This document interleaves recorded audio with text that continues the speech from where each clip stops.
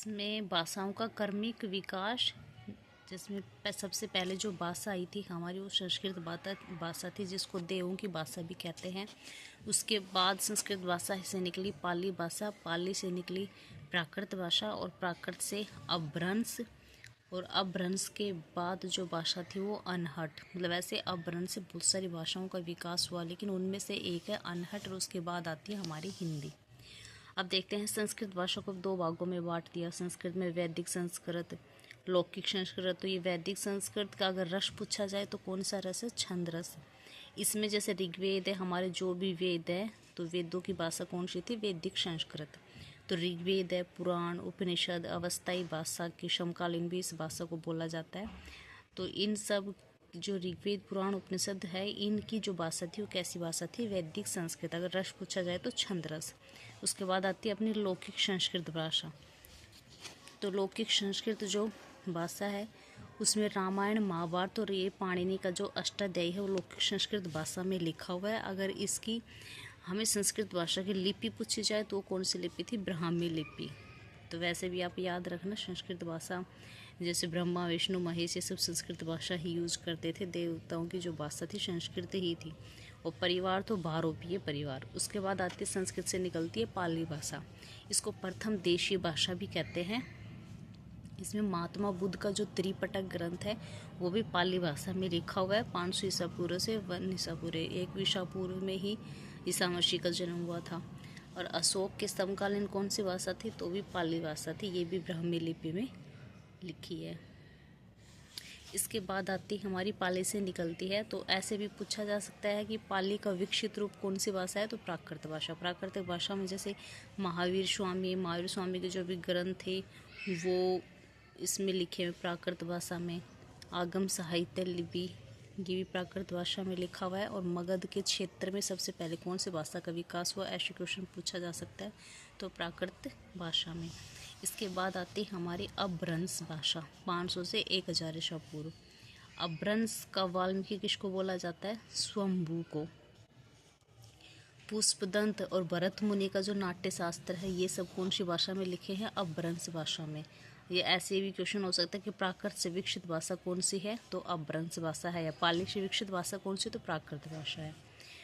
इसके बाद आती है अनहट। ये वैसे तो अपभ्रंश से बहुत सारी भाषाओं का विकास हुआ था, लेकिन उनमें से ही एक अनहट है।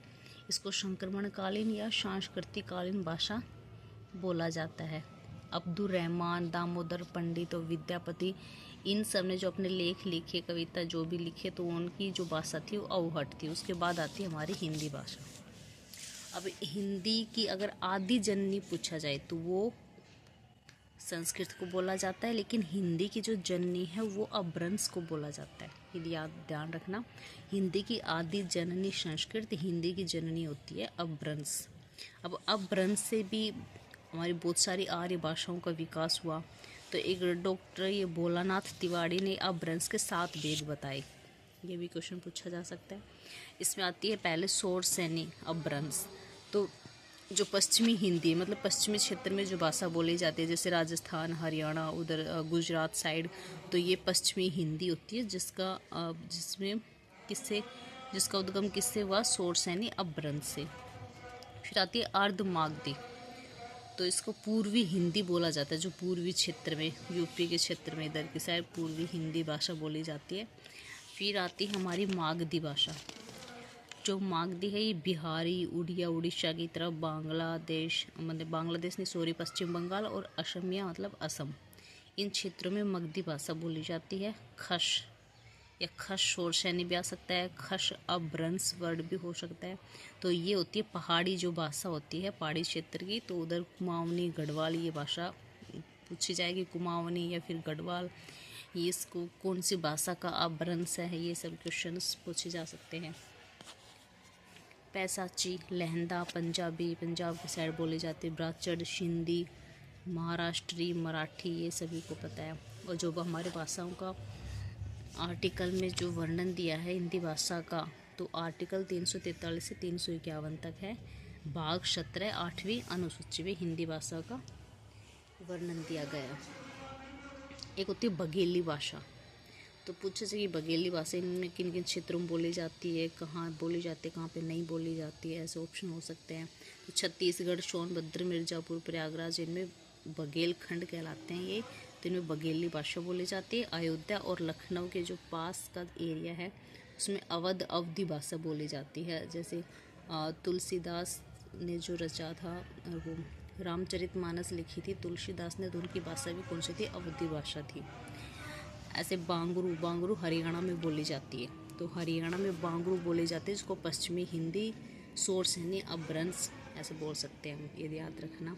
और कोरवी जैसे बज्र भाषा होती है तो आगरा और मथुरा की साइड बोली जाती है। कोरवी भाषा होती है खड़ी बोली, खड़ी बोली को ही दक्कनी हिंदी भी कहा जाता है और सर हिंदी भी कहा जाता है।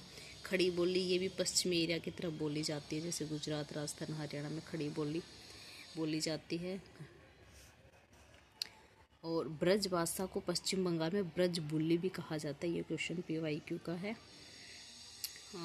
आपको वीडियो कैसी लगी मुझे बताना। अगर आप ऐसी वीडियो और चाहते हो तो मैं आपको उस बारे में ज़रूर समझाऊंगी, लेके आऊँगी। तो आप प्लीज़, मेरी ये फर्स्ट वीडियो है, मुझे प्लीज़ प्लीज़ प्लीज़ फॉलो करना और मुझे बताना ज़रूर कि मेरी वीडियो आपको कैसी लगी। अगर आप गवर्नमेंट जॉब की तैयारी कर रहे हैं तो आपके लिए बहुत हेल्पफुल होगी। इसमें से एक क्वेश्चन पक्का हिंदी में पूछा जाता है। Thank you, bye bye.